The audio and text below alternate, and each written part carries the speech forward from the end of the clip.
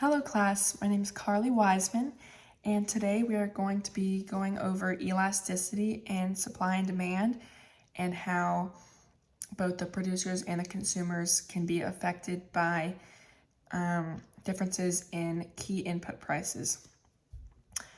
Okay, so before we get into the case study on aspirin, I want to go ahead and throw out a little tidbit. Firms will always aim to produce at a lower cost so that they can earn higher profits. They just want to make as much money as possible.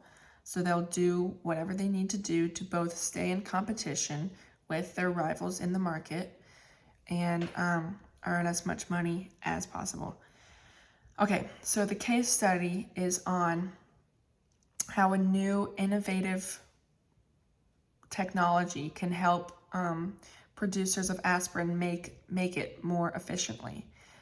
However, that could cause a decrease in price, which could result in the producers making less money and potentially going out of business. So it's important to think about or weigh the options when it comes to utilizing new technology or not. Okay, so question number 1 is asking, what factor would determine how firms can pass on costs or retain profit shares from sales of a product when key input prices fluctuate? Simple production costs, production technology factors go into, how firms pass on costs or retain profit shares. If a firm is utilizing technology that can help them speed along the process of making aspirin, they're going to use that process, but that could mean that they are losing out on money a little bit because they're not spending as much on production, and so they're going to decrease the prices for the consumers, but that could mean that they are losing out on some profit that they could be making. And so, yeah, it's just production technology and costs that have to do with how firms pass on or retain their profit shares. Okay, question number 2 asks, is aspirin likely to have an elastic or an inelastic demand curve?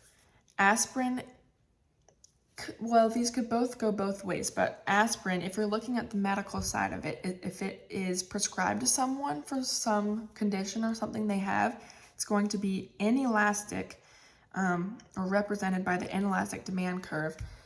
Because if you take aspirin every day for something and you need it, even if the price will increase for aspirin, you're still going to buy it because it's necessity at this point. And the next part of this question is what I'm about to get into. Coffee, it kind of is, you can look at it the same way. It can be inelastic or elastic. Inelastic in the sense that if you are an addict and you have a shot of espresso every day, and if you don't have that, you're going to get a headache. That's going to be inelastic because even if price increases, you're still going to get your coffee. But coffee could also be elastic if you just are going to Starbucks, every so often to get a Frappuccino or a pumpkin spice latte. If the price suddenly goes up to $13 for a small pumpkin spice latte, then you're probably going to go look for a similar product somewhere else that's cheaper. You have that option.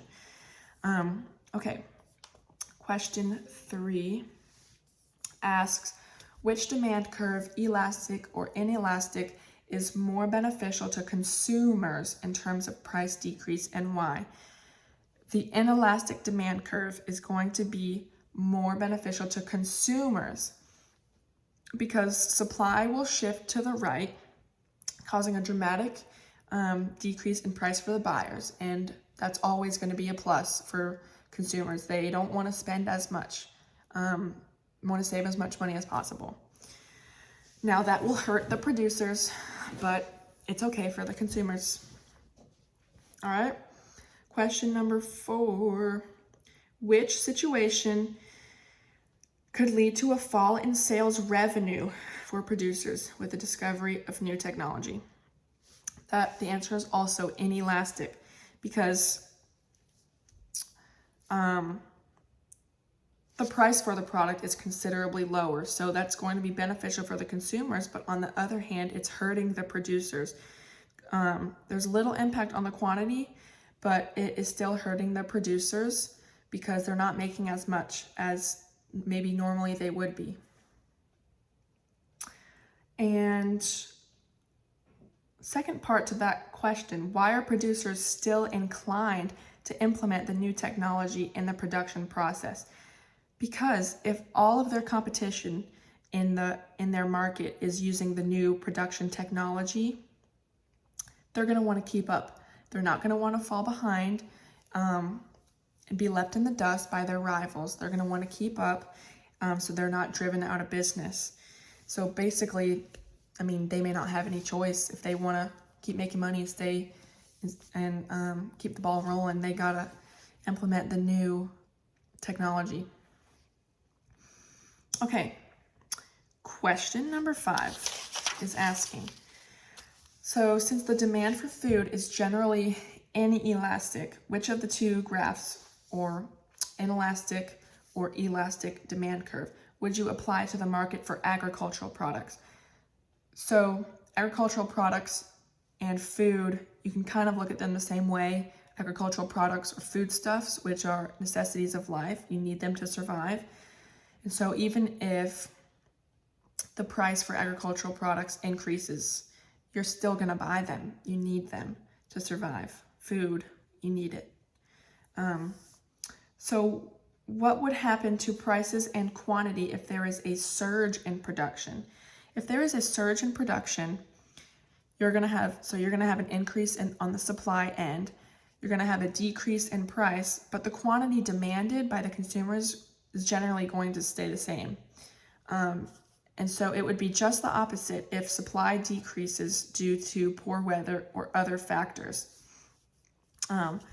So with that decrease of the supply of crops, your price is going to increase. However, the quantity demanded is generally going to stay the same because you only need to buy what you need, no more and no less.